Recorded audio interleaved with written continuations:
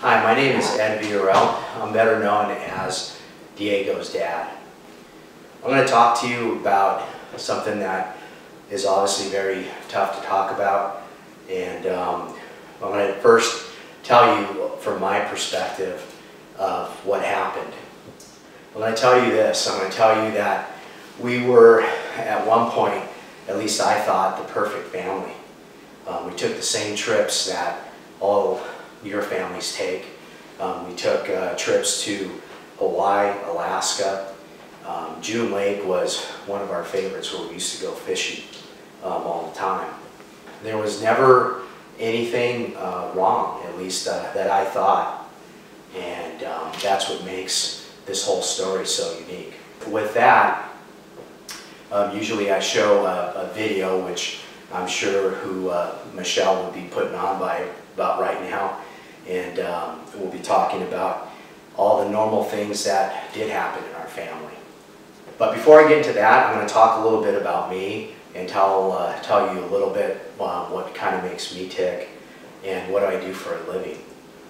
For about the last 26 years, I'm a police officer, and been with the city of El Segundo as a personnel sergeant.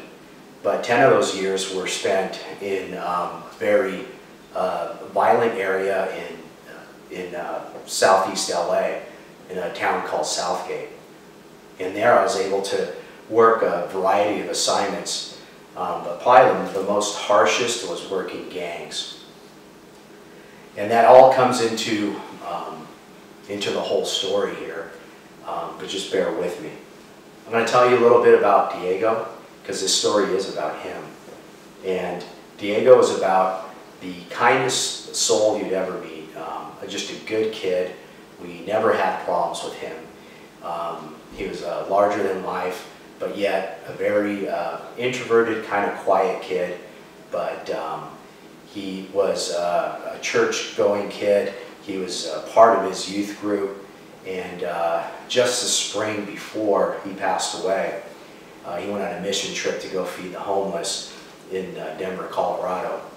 And what was funny about it is that he was a big kid, and he used to like playing with the kids, and like he was 9 or 10 years old, and that was kind of his knack. I remember when he was about 7 years old, he came to his mother and I and wanted to play football. And when he started playing football, he realized that that was his passion, and he would put in a lot of his work and to become a real good football player. A lot of things that a lot of people don't know is that my son had a learning disability since he was very young. He had trouble in school or in academics, and what would normally take a child or a kid an hour to do their homework, Diego would struggle and do 2 hours. But he never complained. He never complained about it. He worked through it, and he had a tutor since pretty much kindergarten, and that is Michelle, our friend, who has helped him through this whole thing. But as much work as he put in his academic life, he would always come out smelling like a rose, and he would still get that A or a B, and sometimes come out with a 3.0 GPA. And it just showed that, you know, that was the best that my son could do, and we were proud of him for that. And I remember him telling me once, he said, "Dad," he says, "if I put as much emphasis and much work into my studies, if I put it into football, I think I can be pretty good." And he kept on working at it. All the camps he wanted to go to, all the skill camps that we took him to, and he got pretty good at his craft.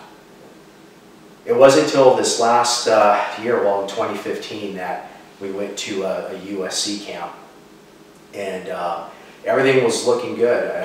He was prospering in the camp. They were kind of looking at him, but I never knew, he never told me this, but we found out later from his sister that apparently one of the coaches had said, "You got great feet, you got great hands, but you're just a little too short." And my son really worked hard at football. He was 6'2", 220, He got up to a 315 bench press. He was stronger than an ox, pushing people around. But, you know, he wasn't even looking at the high school level anymore. He was more looking for college. And for him, he was looking for a D1 college, even though we knew, meaning my wife and I, that a better fit for him would probably be a smaller college. So I'm going to take you back. I'm going to take you back to why this all comes together. I'm going to talk a little bit about me working gangs. And when I worked gangs, it was in the 90s, and it was a time where gangs were killing each other at a very high alarming rate. And we had a lot of drive-by shootings. And I remember going on these calls, and I remember doing the notifications. Now what the notifications are is when you go and you tell the parents that their kid is no longer on this earth. And it's about the hardest thing that you'll ever do. And I'll tell you what, there was about nothing you can tell those parents, and you just let them cry. And there's something that I picked up from going on these calls. And what happened was the dispatchers in dispatch said, Ed, you kind of have a knack to talking to these parents, so we're going to send you on all the notifications. So it was almost like a curse. Every time there was a drive-by shooting, they would send me on these notifications. And I can tell you I got pretty good at it. And you know, I knew that there was nothing I could say if it was just holding their hand and just let them cry and just let it just all basically just collide and just hit in to what just happened. But like I said, there was something that I got from it, and there was, when you looked in their eyes, it looked like their soul had been plucked out of their eyes. And their eyes were just two dark briskets of coal. And I picked that out. August 2nd, 2015 is when my world stopped. And it was a normal Sunday. We were getting ready for church. And we saw Diego come down in the morning. I'd make him breakfast, meaning my daughter Ava and Diego. Every time I'm home, I make sure they have a real good breakfast, both of them being athletes. And so he came down, and nothing seemed awry or abnormal. And then after we're getting ready for church, we couldn't find him. And we got worried. And as we're yelling for his name to come downstairs, we check his room, we go outside, and I hear moaning coming from our next door neighbor's backyard. I realize that my son's laying there dying. My whole world came crashing down. And as I rushed to go help him, and I just wondered, like, how did this happen? Had no idea. Absolutely none. He was a good-looking kid. He was doing well in school. He was doing well in football. He didn't have girlfriend problems. He didn't have all the red flags that you see in suicide. And that morning, my son had shot himself. And he basically died in our arms. And that tragedy can't be taken back, ever. I can tell you this, that the choice of taking your life is such a finite decision. It's so ending. And it basically passes the grief of that one person is thinking onto everyone that loved them. I can tell you after that day, I can't remember too much. It was like a bomb blast that went off in our face. And I remember reading a book about Hiroshima and about the people that died there or experienced the atom bomb. And they said for weeks, people that saw the blinding white flash were walking around aimlessly. Didn't know which way was left or right, and that's exactly how I felt. And didn't know what to do for the first time in my life. I could tell you that people were coming through our door that I can't remember today. I remember our good friends, remember some family, and that's about it. We had football players, volleyball players, people from our church, from our school, people that just came out of the woodwork. I thought and I thought and I thought, and I said, what did I do to deserve this? I've done everything right, played by all the rules, treated people as kindly as I could, and why did this happen? But it's not for me to decipher that, I have to continue to still be the good person that at least I think I am, and our family, we think we are. We didn't find out till later that after Diego passed, that he had two friends that were friends of his, that one was cutting herself, and he used to tell her, you matter, and you know, not to do that. And it hurt her to this day that she couldn't open up to him. Another friend was being bullied in school, and she'd come in crying to class, and I never knew this myself, but he used to say, my job is to put a smile on your face, and that you matter too. And she also was hurt by the decision to take his own life because he didn't open up to her. I'm going to tell you about a little bit about what happened months after my son passed away. Yeah, this kid was loved, and at his service, we didn't realize how many people would be there, but after 1,600 people, we ended up stopped counting, and no one ever complained about being too compact or nowhere to sit or nothing like that. And we realized that this kid was truly loved. I think at the time when things aren't going right for people, and they think about ending their life or doing self-harm, they don't think of how many people they're going to go ahead and affect. Not just for the moment, but for the rest of their lives.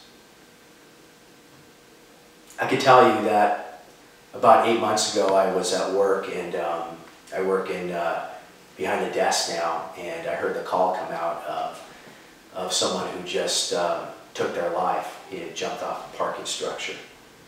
And when I heard that he was only 16 years old, my heart sank and I started to cry. Because I knew what, one, that kid was going through, and two, the family, that their horror story starts today. And I asked my chief, I said, can I go down there? Can I just go be with the family? And he told me, get out of here, go down there.